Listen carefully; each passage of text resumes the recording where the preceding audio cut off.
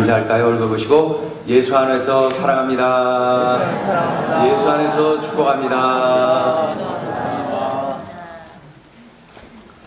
개그맨 전유성 씨를 아시는 분이 많을 것 같습니다. 개그맨 전유성 씨, 그가 지금 나이가 한 60세 전후가 된 것 같은데요. 그가 오래전 결혼식을 할 때에 야외에서 결혼식을 했습니다. 야외에서 결혼식을 했는데 그 청첩장을 이렇게 돌렸어요. 청첩장을 돌렸는데 야외에서 결혼식 하면서 청첩장을 돌렸는데 그 청첩장 맨 밑에다가 아주 큰 글자로 그렇게 썼다고 그러는 거예요. 비가 와도 강행합니다. 비가 와도 강행합니다. 야외에서 결혼식을 하는데 비 오면 어떻게 돼요? 얼마나 힘들겠어요? 그런데 비가 와도 강행합니다.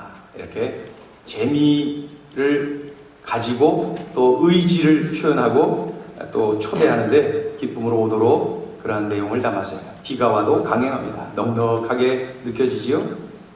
야외에서 결혼식을 하는데 갑자기 비가 오면 당황하죠. 그러니까 비가 와도 강행합니다. 감사하게도 그날 비가 안 오고 날이 좋았다고 합니다. 그런데 야외에서 분위기 좋게 멋지게 결혼 예식을 치르다가 비가 오면 아주 당황하고 끔찍한 일이 일어나고 마는 거예요.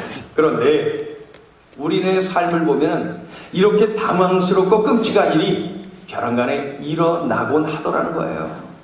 그렇죠? 전혀 예상하지 못했던 그런 일들이 일어나곤 하더라는 것이죠. 갑자기 위기가 와요. 정말 당황하게 되는 일들이 인생에는 있단 말이에요. 이런 일들이 옵니다. 어떻게 해야 됩니까? 어떻게? 삶의 어떤 위기를 맞이했을 때 성숙한 사람, 미숙한 사람이 쫙 나눠지는 것을 봐요. 성숙한 사람을 보면은 당황하지 않아요. 지혜롭게 대처해요. 인생살이 대가처럼 느껴지는 경우가 있어요. 야, 좀 저렇게 대처할까? 근데 미숙한 사람은 당황해 어찌할 바를 몰라서 우왕좌왕하고 절망 가운데 쓰러지곤 할 때가 있어요. 아주 인생살이의 미숙한 모습을 여실히 보여주고 있는 거죠. 우리가 바라는 것은 성숙. 우리가 성숙해지기를 원하고 있죠. 또 성숙해야죠. 주님도 우리들이 맨날 젖을 먹는 어린아이에 머물지 말고 딱딱한 음식을 먹을 줄도 아는 아이로 성장해야 된다. 이런 말씀을 히브리서에서 강조하고 있죠. 자라나야 된다는 거예요. 성숙해져야지. 맨날 그 자리, 그 모습, 그 자리에 있지 말고 좀 쑥쑥 좀 커라, 자라나라. 이러한 말씀이죠. 그런 중에 오늘 본문에 정말 성숙한 사람의 대명사로 불려지는 한 인물을 우리에게 제시하고 있어요. 그 인물이 바로 세례 요한입니다. 세례 요한. 성숙한 사람의 대명사에 성숙한 인생을 살다가 간 우리의 믿음의 선배 바로 세례 요한입니다. 세례 요한.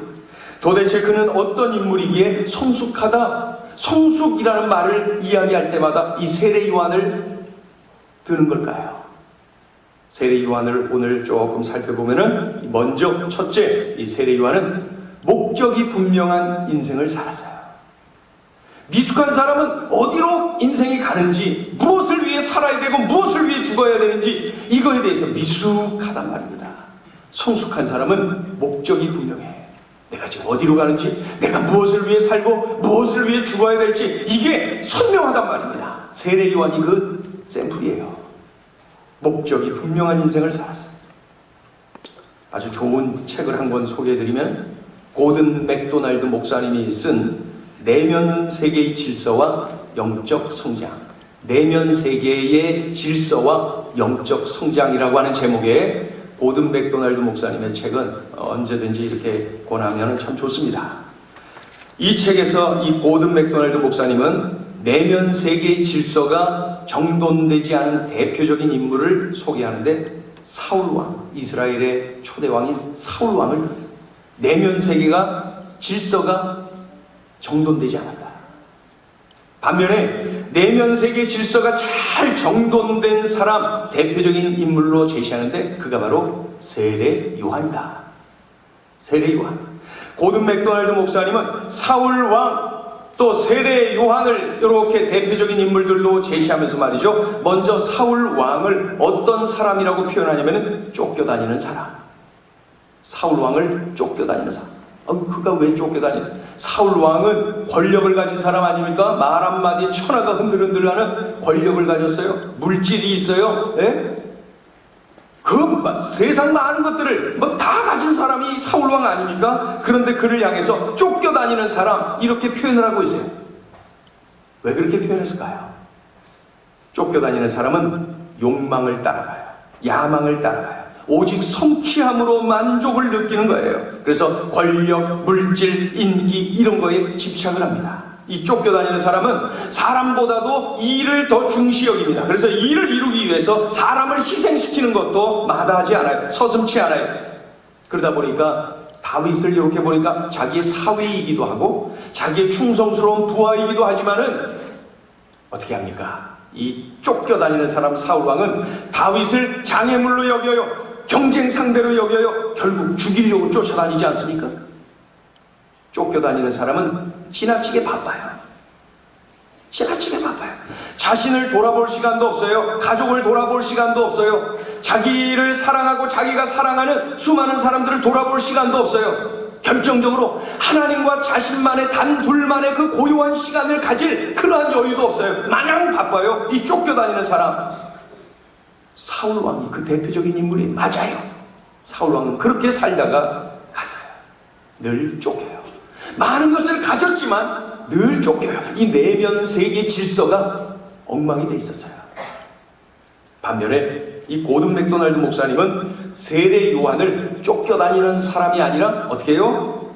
부름받은 사람이라고 표현을 하고 있어요. 이 부름받은 사람은 소명을 따라가지요. 사명을 따라가. 왜요? 그것을 위하여서 소명을 가지고 부름을 받은 거예요. 또 사명을 주셔서 사명 따라가는 거예요.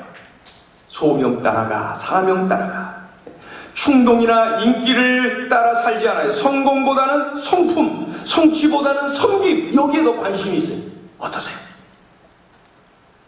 나 자신이 어떠세요? 여러분 자신이 어때요? 이렇게 살다 보면 때로 외로울 수도 있고 가난할 수도 있고 사람들 눈에 실패자로 보일 수가 있어요. 그러나 그 사람은 내면 세계 질서가 잘 잡혀 있기 때문에 내면이 당당하기 때문에 그 안에서 평안이 있는 거 여러분 느껴요? 그 안에 기쁨이 있어요. 여러분 느껴요? 사람들이 보기에 가난해 보이고 여러 가지로 부족해 보이고 실패자로 보일지 몰라도 내면이 당당하고 내면 질서가 잘 정돈되어 있기 때문에 그는 흔들리지 않고 그 안에서 평안을 누리고 그 안에서 기뻐요.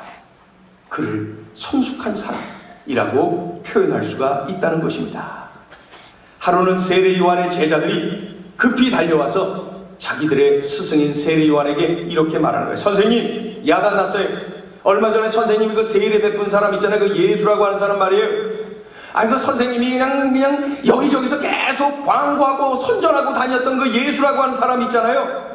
난리 났어요. 그 사람이 저쪽에서 세례를 베푸는데 사람들 거기 다 몰렸어요. 이제 선생님에게로 오지도 않잖아요. 거기로 다 갔잖아요. 그러면서 막 고자질하면서 그냥 막 소리칩니다. 사람들은, 이 제자들은 스승인 세례 요한의 인기가 확 식어진 것을 아주 그냥 염려하는 거예요. 예수라는 경쟁자의 인기가 솟아오르고 있는 것을 두려워하는 거예요. 그래서 지금 세례 요한에게 고자질을 하고 있는 거죠. 그때 세례 요한이 쫓겨다니는 사람 사울과 같았더라면 어떻게 반응했을까요? 쫓겨다니는 사람이 아니었어요. 그는 부름받은 사람이었어요. 그는 이렇게 말합니다. 만일 하늘에서 주신 바 아니면 사람이 아무것도 받을 수 없느니라. 그는 이렇게 말합니다. 나는 그리스도가 아니라 단지 그리스도를 증거하는 자로다. 분명했어요. 그는 삶의 목적이 분명합니다. 나는 그를 증거하는 사람이 아니고 나는 나를 증거하는 사람이 아니라 예수를 증거하는 사람이다. 그는 흥하여야 하겠고 나는 쇠하여야 하리라. 인생의 목적이 분명하니까 이 위기 때에 흔들리지 않잖아요. 세례 요한은 사람들에게 예수 그리스도의 등장을 알렸어요. 예수가 메시아임을 알렸어요. 예수님 납시오 알려주었어요. 나는 물로 세례를 주었지만은 그는 성령으로 세례를 주실 것이다. 그렇게 외쳤어요. 사람들이 나에게 집중하는 것이 아니라 예수께 집중하도록 그는 최선을 다하여서 예수님 납시오 예수님을 외쳐대었던 것입니다. 그것이 그의 삶의 목적이었어요. 그것이 그의 사명이었어요. 그러니 성숙하지요. 내면에 당당함이 있잖아요. 제자들이 막 호들갑 떨고 막 그래도 당당하죠. 잘 들어봐 하면서 말이죠. 나는 쇠하여야 하겠고 그가 흥해야 되는 거야. 나는 그리스도가 아니야. 그가 그리스도야. 이렇게 말이죠.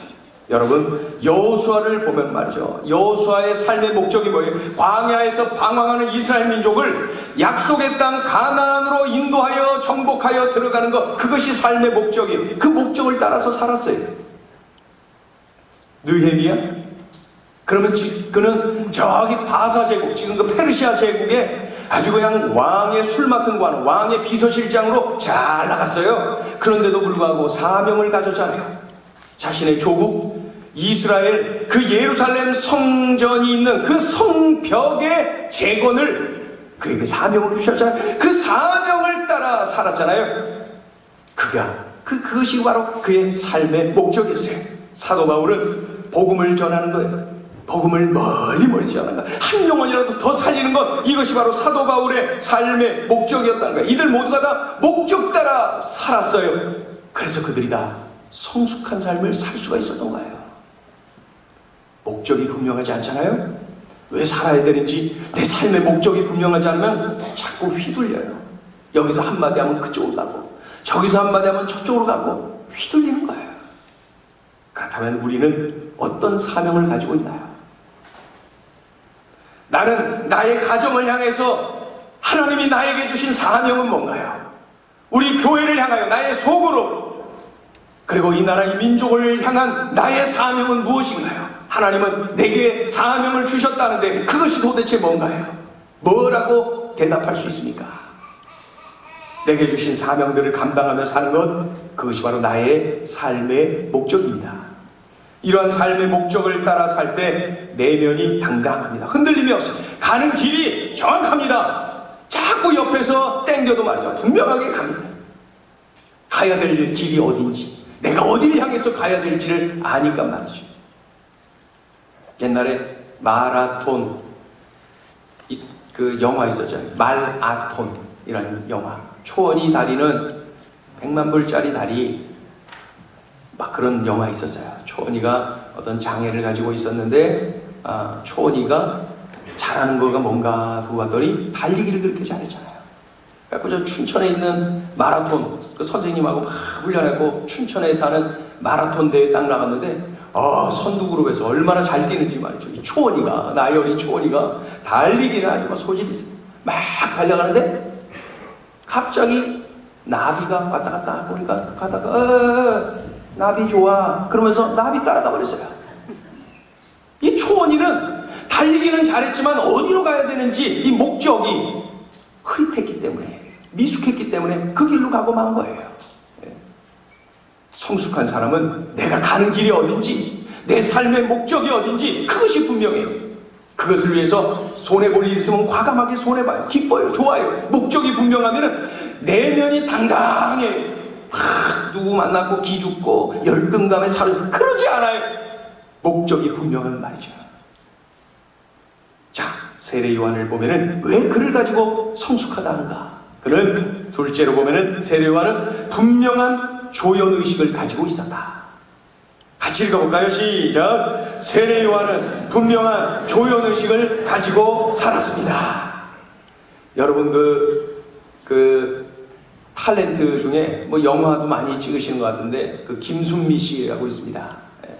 그 김순미 씨, 김순미의 순이에요. 김수미신 것 같은데 느낌이. 이분이 그 데뷔하는 초기에 말이죠. 데뷔하는데 늘 단역만 이렇게 맡는 거죠.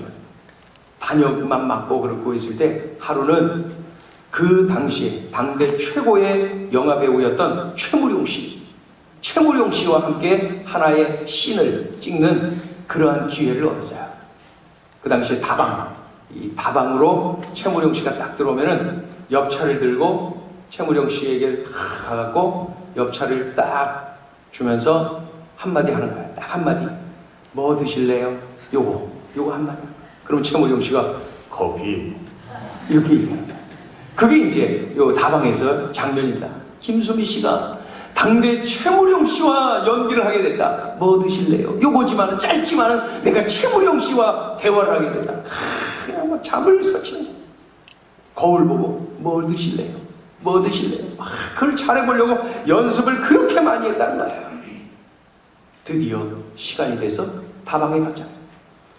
촬영을 딱 하는데 엽차를 들고 두근두근 떨리는데 최무룡 씨가 들어와서 딱 폼 잡고 앉아있을 때 간 거예요.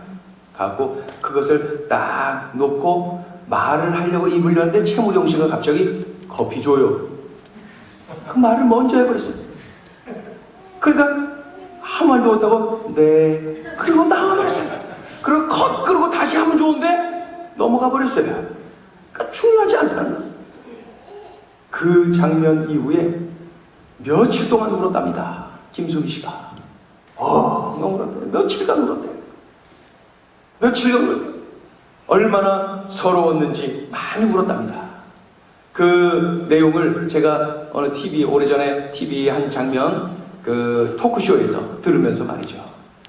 그 배우들이 그 주연역 한 번 하는 거는 소원이죠.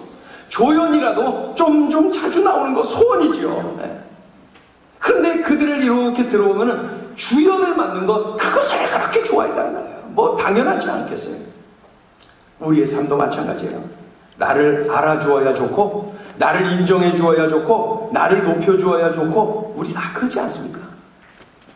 세례 요한의 제자들은 예수님을 세례 요한의 경쟁자로 생각하고 조급증을 내면서 인기 만회를 위해서 뭔가를 해야 된다고 생각했던 거예요. 소리치고 있는 거예요. 세례 요한을 막 부추기고 있는 거예요. 뭐 대책을 세워야 되지 않느냐 이런 거죠. 그러나 세례 요한은 흔들리지 않아요. 세례 요한은 견고해요. 왜 그래요? 예수님이 주연, 나는 조연. 이 의식이 분명하니까. 예수님이 높아지고 예수님을 자랑하는 일이라면 나는 그걸로 만족하고 기쁘다는 거예요. 나는 남들이 알아주지 않아도 괜찮다는 거죠. 세례 요한은 이 조연 의식이 분명했습니다. 29절의 내용을 한마디로 표현하면 이런 거예요. 29절의 내용을 한마디로 표현하면 예수님은 신랑이요 나는 신랑의 친구다. 이런 뜻이죠. 예수님이 이날 주인공 신랑이고 나는 그 신랑의 친구, 신랑을 돕는 친구일 뿐이라는 거예요. 이 유대의 결혼 관습을 보면은 신랑의 친구는 신부를 신랑이 있는 그 신방으로 데리고 들어가는 거예요.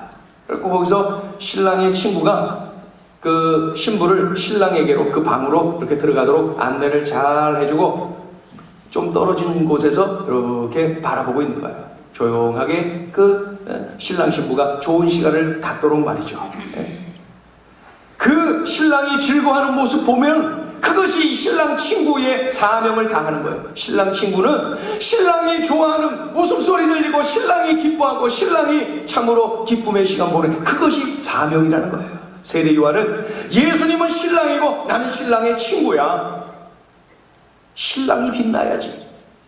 그날 옆에 있는 신랑의 친구가 빛나는 것이 뭐가 중요하겠어요? 세례 요한은 조연의식이 분명했어요. 주연이신 예수님을 위해서 존재했던 것입니다. 중국 선교의 아버지 그러면은 허드슨 테일러 선교사를 말합니다. 현대 선교의 아버지, 아버지들이 많아요. 현대 선교의 아버지 따로 있고 또 이 허드슨 테일러는 뭡니까? 중국 선교의 아버지. 이 해안가에서만 선교했었는데 내지로 막 들어가서 선교를 했어요. 지금 이 OMF라고 하는 선교단체 지금도 있는데 아주 큰 세계적인 선교단체인데 이 바로 허드슨 테일러 선교사에 의해서 만들어진 그런 선교단체입니다. 그런데 한 번은 이 허드슨 테일러 선교사가 어느 곳에 가서 설교를 하게 되었어요. 설교를 하게 되었는데 많은 분들이 모였어요. 그 자리에서 그 사회를 보는 목사님이 말이죠, 자꾸 이 선교사님을 소개하는데 위대한이라고 하는 말을 그 앞에다 자꾸 넣는 거예요. 위대한 선교사님이 오셨습니다.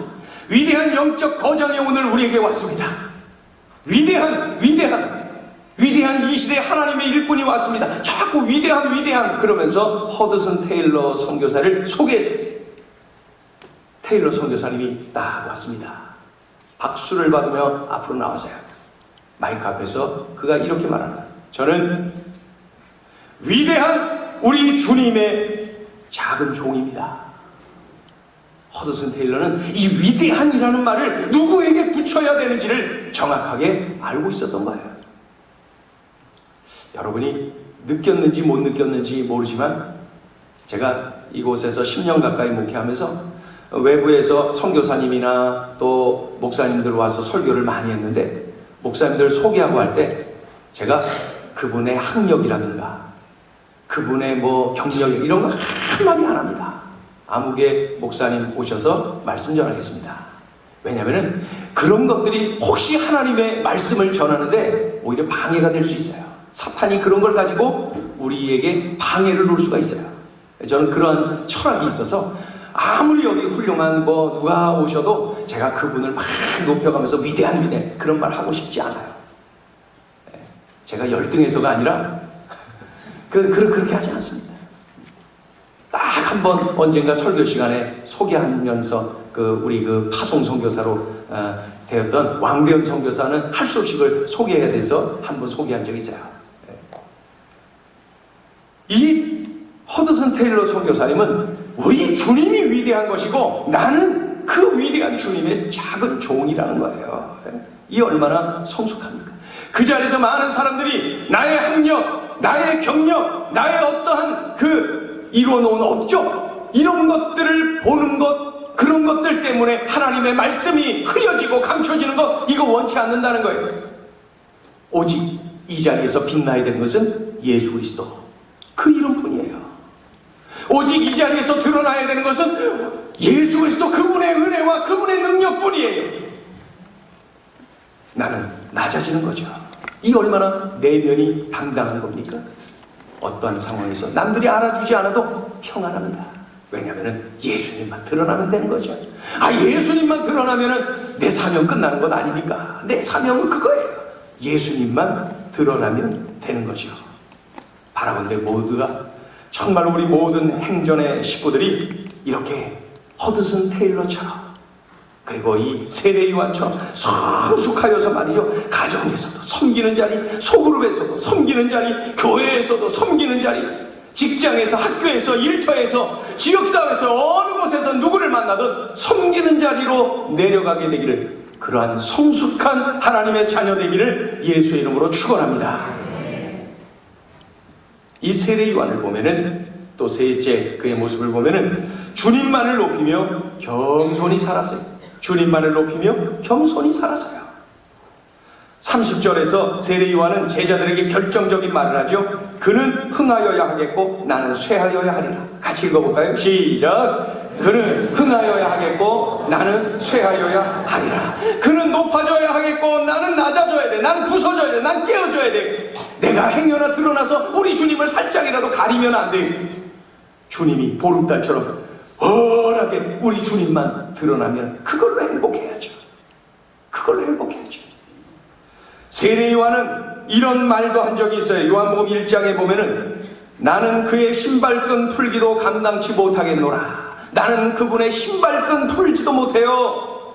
그 당시에 이 팔레스타인 지역에서 신발끈, 손님이 집에 오면 누가 신발끈을 푸냐면은 그 샌들을 종아리까지 막 이렇게 칭칭 감고 있는 그 샌들을 신고 다니잖아요. 모래가 많으니까 샌들을 신고 있는데 그 끈을 풀었고 신발 끈을 풀어줘야 되거든요.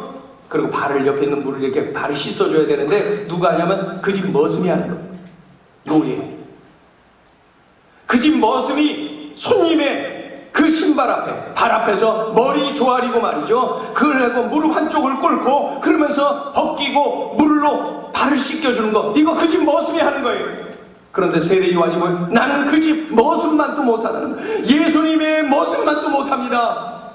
철저하게 자신을 내려놓은 그의 모습. 세례 요한은 예수님을 높이는 일에 전심전력, 예수님 높아지는 일이 행복했어요. 세례 요한은 자신은 낮아지고 부서지고 깨어지고 예수님을 높여요. 예수님 자랑해요. 그러한 세례 요한을 우리 예수님이 높여주셨어요. 어떻게 했습니까? 여자가 낳은 자 중에 세례 요한보다 큰 이가 없도다. 여자가 낳은 자 중에 세례 요한보다 큰 이가 없도다. 여자가 낳은 자 중에 세례 요한보다 큰 이가 없도다. 우리 인간의 눈으로 볼 때 세례 요한이 뭐 특별한 거 없어요. 그럼에도 불구하고 예수님은 세례 요한을 마음껏 높여주셨어요. 겸손이야말로 성숙한 사람의 대표적인 모습이에요. 세례 요한을 성숙한 사람의 표본으로 말하는 이유 중에 하나가 그의 겸손 때문인 것이죠. 성숙한 사람은 어느 환경에서나 겸손합니다. 겸손한 사람이 성숙한 사람입니다. 세상을 이길 수 있는 사람, 그가 바로 겸손한 사람이고 그가 바로 성숙한 사람이에요. 역대하 26장을 보면은 남유다의 왕이 소개되는데 바로 우시야 왕이 소개됩니다. 우시야 왕은 어린 나이 16살에 유다의 왕이 돼요. 그리고 아주 오랫동안 왕 노릇하는데 52년 동안이나 왕 노릇합니다. 52년 동안 아주 제일 오랫동안 왕 노릇을 했겠지요. 그 당시에 그는 어릴 때부터 스가랴 선지자를 통해서 말씀을 배우고, 스가랴 선지자를 통해서 하나님 섬기는 법을 배우고, 스가랴 선지자를 통해서 늘 하나님을 가까이하고 하나님을 의지하고 하나님을 바라고 하나님께 예배하고 하나님을 섬기고 겸손히 그렇게 살았어요. 우시야는 그 유다의 막 새로운 전성기를 일으키면서 나라를 잘 섬길 수가 있었어요. 그런데 그가 나라가 점점 강하여지고 자기의 말빨이 잘 먹혀 들어가고 왕 노릇하면서 부족함이 없어요. 강해졌어요. 그러면서 교만해졌어요. 어느 날 하나님께 제사를 하는데 제사장 버리고 자기가 제사장 노릇하고 자기가 예배를 주관하고 자기가 해버렸어요. 그러다가 이 문둥병, 이 나병에 걸렸어요. 하나님의 징계를 받아 이 교만한 우시야가 나병에 걸리고 말았던 거예요. 그래서 이 궁궐에 들어오지도 못하고 옮길까봐 저 별궁에 떨어져서 혼자서 말이죠, 들여다주는 음식 먹어가면서 그곳에서 안타깝게, 불쌍하게, 부끄럽게 마지막 생을 마감하고 말았던 것입니다. 여러분, 겸손하다 이 소리 듣고 사는 거 1년, 2년은 누구든지 할 수 있을 거예요. 그 사람 참 겸손하다 한 10년, 20년도 살 수 있을 거예요. 그런데 겸손하다 이 소리 들으며 끝까지 살 수 있는 것, 그것이 중요하다고 우리에게 알려주시는 거예요. 마지막까지. 더욱이 내가 지금 연약할 때 겸손한 것뿐만 아니라 내가 강하여지고 잘 나가고 일어섰을 때에도 겸손한 것, 그것을 우시야를 통해서, 세례 요한을 통해서 교훈하고 계시는 거죠. 우리는 겸손하되 끝까지, 우리는 겸손하되 어느 환경에서나, 낮아 있을 때나 높아 있을 때나 어느 때나 겸손의 자리로 가야 되는 거예요. 바라건대 세례 요한처럼 겸손한 사람, 그래서 하나님이 높여주시는, 우리 주님이 높여주시는 그러한 인생 살아가시기를 주의 이름으로 축원합니다. 제가 잘 아는 분 이야기예요. 정확히는 그분의 자녀들을 제가 아주 친하게 잘 알고 있습니다. 그분의 이제 그 자녀들의 아버지 이야기인데, 그분은 부모로부터 많은 재물을 물려받았어요. 그리고 공부도 많이 하고 남들이 부러워할 수 있는 많은 것들을 가지고 있었어요. 사업을 하는데 아주 안정된 자리에서 사업을 시작하면서 더 수완을 발휘하고 해서 이 사업이 점점 더 잘 되었습니다. 그 부모님이 신앙생활 참 잘하는 분들이었는데 이분이 어릴 때부터 그 부모님 따라서 신앙생활을 쭉 해왔어요. 그런데 그저 부모님 따라서 다닌 거예요. 신앙생활답지 않게 신앙생활을 했습니다. 견고한 신앙이 아니었어요. 구원의 확신이 흐릿하고 그저 몸에 배어있는 습관에 의해서 교회 가고 그렇게 생활했던 거예요. 그랬던 그가 43살에 위암에 걸렸어요. 위암. 43살에. 43살에 위암이 걸렸는데, 이 그냥 많은 것을 가지고 있는 분인데도 불구하고 병원에서 6개월 삽니다. 이 사형 선고가 내려진 거예요. 6개월. 제가 목회하면서 이렇게 보니까 말이죠. 의사가 6개월 삽니다. 그러면 대략 6개월 전후로 가시더라고요. 1년 삽니다. 대략 1년 삽니다. 때로는 이분이 6개월 사는데 수술하면 한 1년 삽니다. 그러니까 가족이 얼마나 갈등이 되겠어요. 그래갖고 수술을 해. 그래갖고 6개월 더 살아서 1년 대략 그때쯤 되니까 가시더라고요. 이렇게 의사의 말이 많이 정확하다는 것을 알게 됩니다. 그런데 이분이 6개월 사형 선고를 받고 모든 것이 다 무너지죠. 43살이면 그냥 펄펄 나는 데 아닙니까? 43살. 무엇이든 할 수 있는 나이 아니겠습니까? 43살. 그런데 이분이 6개월 선고받으면서 아주 막 절망에 빠졌어요. 그렇게 시간을 보내던 중에 아무도 자신에게 뭔가를 해줄 수 있는 것이 없다는 것을 알게 되었어요. 자기가 가지고 있는 이 물질도 자기를 어떻게 해줄 수 있다는 거, 그런 거 헛된 소리라는 거 다 몸으로 지금 겪고 있는 거예요. 그래서 그가 하나님을 찾았어요. 늘 다니던 교회였지만 진심으로 하나님을 찾고 하나님께 진심으로 예배하고 하나님 앞에 생전 처음으로 눈물 흘리며 기도도 해보고 말이죠. 그의 삶이 달라졌다는 거예요. 달라지고 그렇게 뜨겁게 시간을 보내다가 나름대로 이렇게 마음의 정리가 많이 됐나 보죠. 하나님이 주신 그 많은 물질을 가지고 많은 일을 했습니다. 제가 선교 현장에 교회를 많이 세우고 섬 지방에도 본인이 적극적으로 알아내갖고 섬 지역에 낡은 예배당도 새롭게 지어지고 없는 지역에 새롭게 세워지고 군 부대 안에 교회를 여러 곳에 세워주었습니다. 참 일을 많이 했습니다. 소년 가장 어려운 일들, 어려운 가정들을 본인이 막 열심히 찾아서 적극적으로 돕는 그러한 일도 해냈습니다. 이렇게 막 사는데 6개월이 지나가 버렸어요. 1년이 지났어요. 안 죽어. 죽어야 되는데 안 죽어. 계속. 그래서 제가 지금 정확하게는 모릅니다. 그분이 어떻게 병원에서 어떻게 해서 했는지, 오진했는지, 어떻게 했는지 제가 그걸 지금 기억을 못하는데 그분이 86세에 별세하셨습니다. 암과 관계없이 다른 일로 별세하셨어요. 86세. 생각해보세요. 43세에 사형 선고를 받았다. 86세.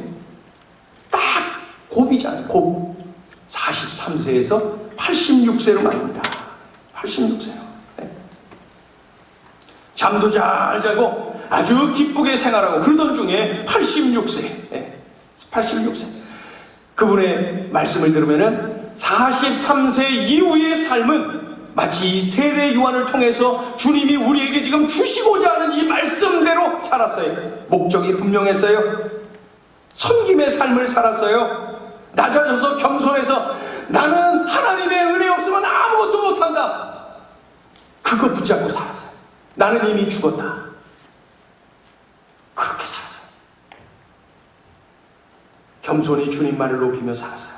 그러자 주님이 그를 높여주시고 그를 세워주시고 그를 통하여서 많은 일을 이루시는 것을 보았습니다.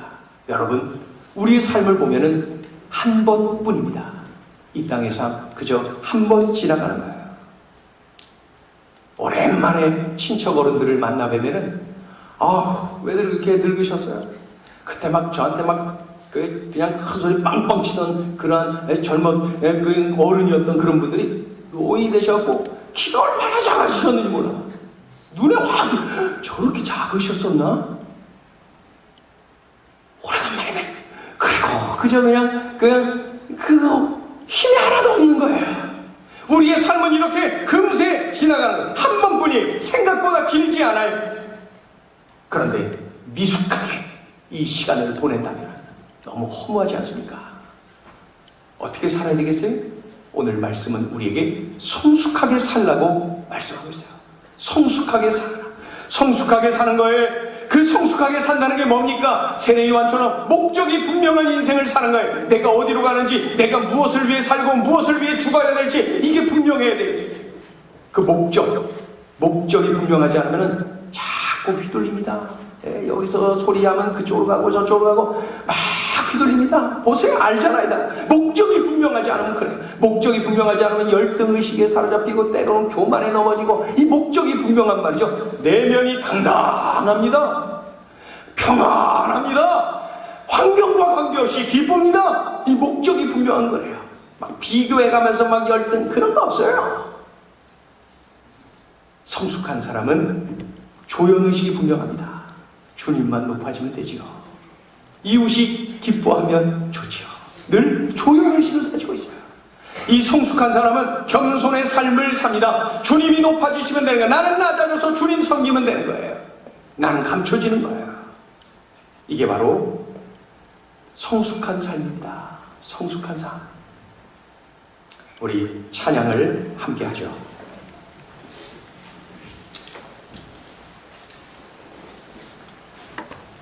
내 마음에 주를 향한 사랑, 나의 발에 주가 주신 진리, 나의 눈엔 주의 눈물.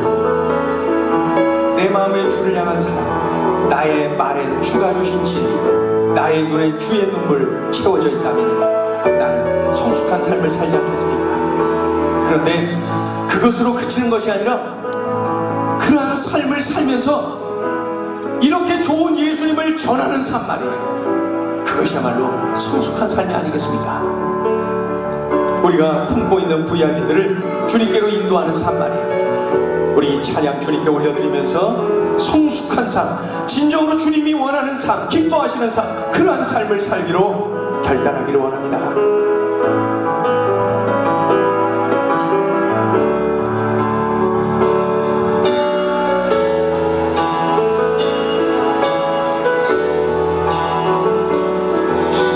마음에 주를 향한 사랑이,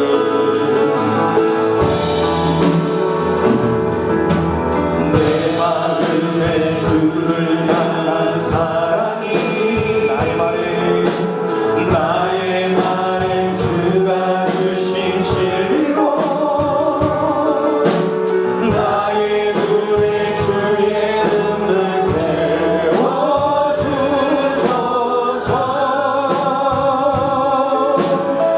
내 입술에 찬양이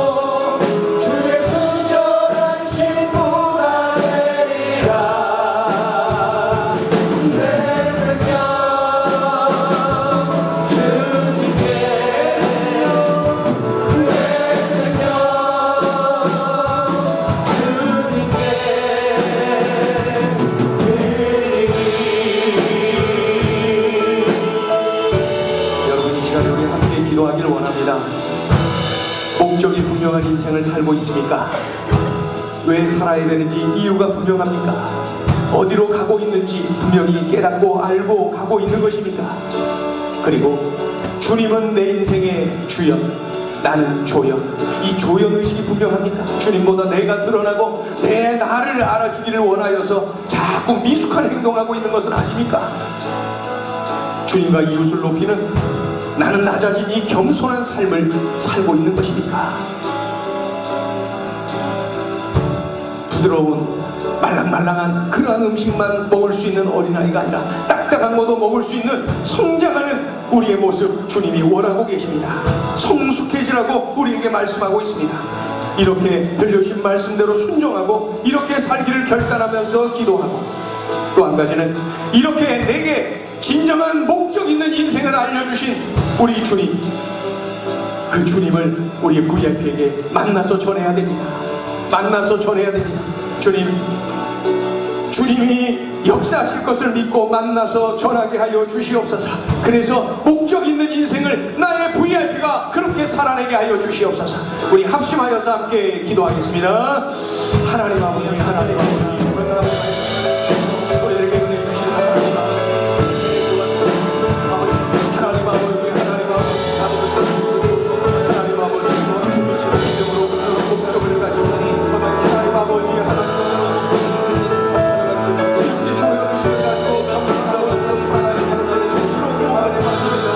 수시로 내가 주연이 되려고 했습니다. 나도 가지고야 하고 남들이 내가 알아주는 데가 너무 기억이 어렸습니다. 하나님이여, 이러한 모습을 용서하여 주시옵소서. 하나님 이런 모습을 용서하여 주시옵소서. 하나님 이런 모습을 용서하여 주시옵소서. 하나님 이런 모습을 용서하여 주시옵소서. 하나님으로 새를 도와주시옵소서. 아버지 하나님이여, 늘 겸손하고 조연의식을 가지고 분명한 목적의식을 가지고 살아가게 하여 주시옵소서. 하나님,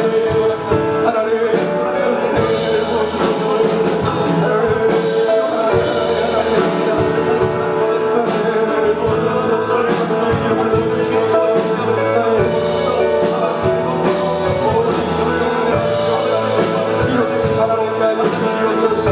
하나님,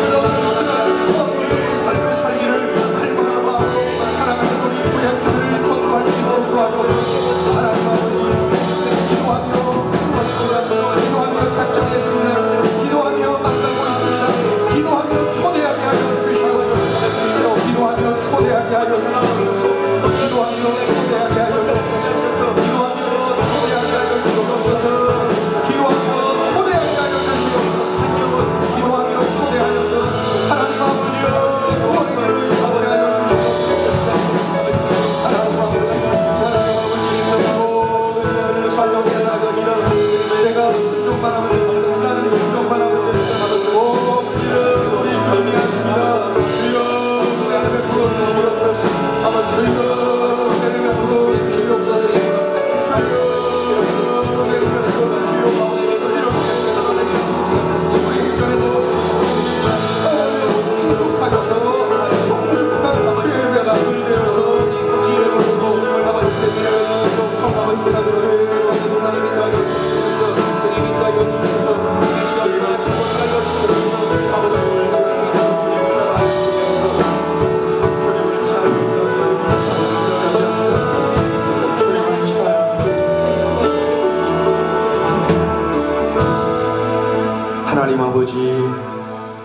들려주신 대로 살아야 되는데, 이렇게 성장하고 성숙해져야 되는데, 분명한 것은 내 힘으로 안 됩니다.